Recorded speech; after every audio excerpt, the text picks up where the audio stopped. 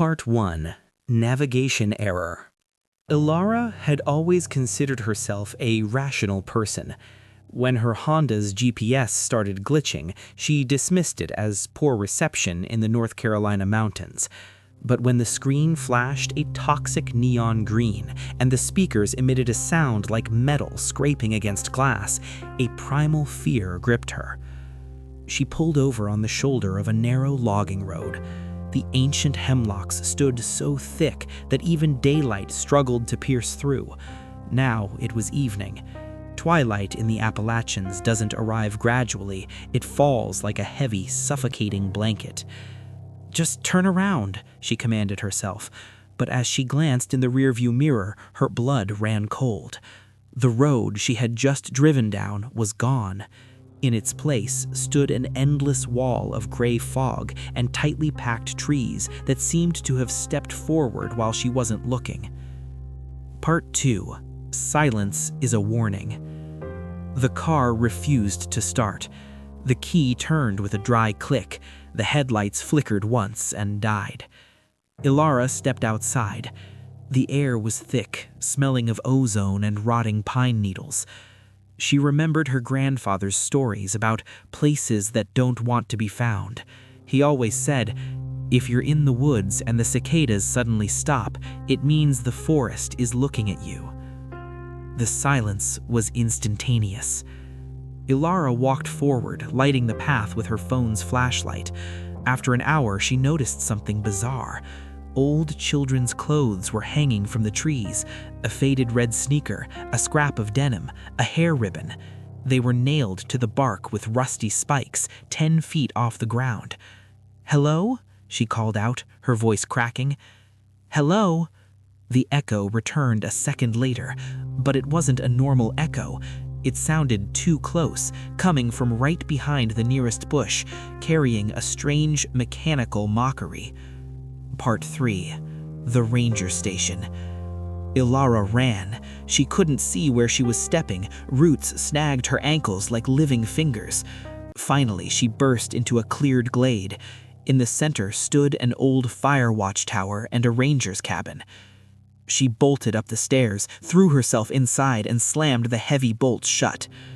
The cabin was filled with ancient clutter, yellowed newspapers from the 70s, empty tin cans, and a stationary radio. Elara grabbed the radio handset. "Help! I'm lost in Blackwood. Can anyone hear me?" The radio hissed with static. Then, through the noise, a voice broke through. It was her father's voice, the man who had died 3 years ago. "Elara, honey, why didn't you close the back door? You'll let the cold in." Her knees buckled. "Dad? Dad?" the radio replied in her own voice.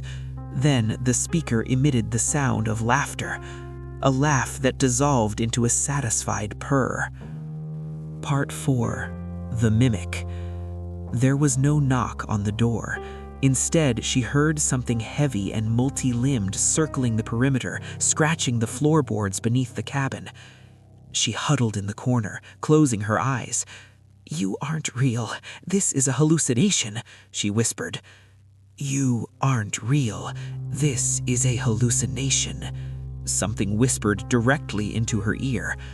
Elara shrieked and recoiled. A figure stood by the window. It looked like a woman, wearing the same jacket Elara wore, the same jeans, but the proportions were wrong. The arms were too long, the fingers possessed 5 knuckles each. The face was pale like raw dough, and it had no eyes, only smooth, featureless skin. The creature pressed its face against the glass. Its skin began to stretch and ripple. Features began to print themselves. First a nose, then cheekbones. It was literally 3D printing Elara's face onto itself while watching the original through the glass. "Almost ready," the creature said, its voice now indistinguishable from her own. "Just the eyes left. I need your eyes to see their world." Part 6. The Replacement. When the sun rose, the fog dissipated. Elara, or whatever was now her, walked calmly out of the woods towards the highway. She looked flawless, though her gait was slightly jerky, as if she were relearning how to operate her knees. She reached a gas station where her friends were waiting in an SUV. "My God, Elara, we've been looking everywhere. Where were you?" her friend Jess screamed, throwing her arms around her. Elara smiled. The smile was wide, exposing far too many teeth.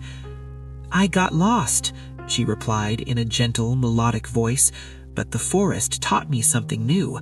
Want me to show you where I was? It's so quiet there." Jess froze for a split second. She thought she saw something moving inside her friend's pupils, tiny pale fingers scratching at the iris from the inside. But she blinked, and it was gone. Part 7. The Crack in the Mask. The cabin of the Ford Explorer was filled with laughter and jokes, but Jess felt an odd tension. Elara sat in the back seat, staring out the window. Her usually vibrant eyes seemed too still, too deep. She didn't join the conversation, only occasionally emitting a short mechanical chuckle that didn't quite match the timing of the jokes. "Elara, what's up with you? You're acting different. Do you want to talk about what happened?" Elara slowly turned her head. Her smile grew even wider, baring her gums, but her eyes remained vacant. "I'm fine. I'm just resting. The forest was very persistent." The word persistent sounded strange, almost threatening. Mike, driving, chuckled. "Well, whatever happened, it did you good. You look fresh." At that moment, Elara reached up to brush a strand of hair from her face. Jess saw her hand tremor. For a heartbeat, her fingertips became too thin, almost translucent, before snapping back to normal. Then something even stranger happened. When Mike slammed on the brakes to avoid a pothole, Elara hit her head against the headrest. A sound escaped her lips, not a cry, but a low, wet gurgle, like water draining through a narrow slit. And for a fraction of a second, Jess swore she saw her mouth stretch into a vertical tear before snapping back into a human shape. No one said another word.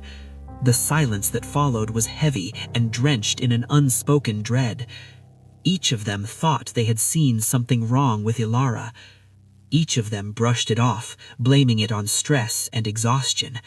But deep inside, a cold premonition took root in Jess. She stole a glance in the rearview mirror. Elara was staring right at her.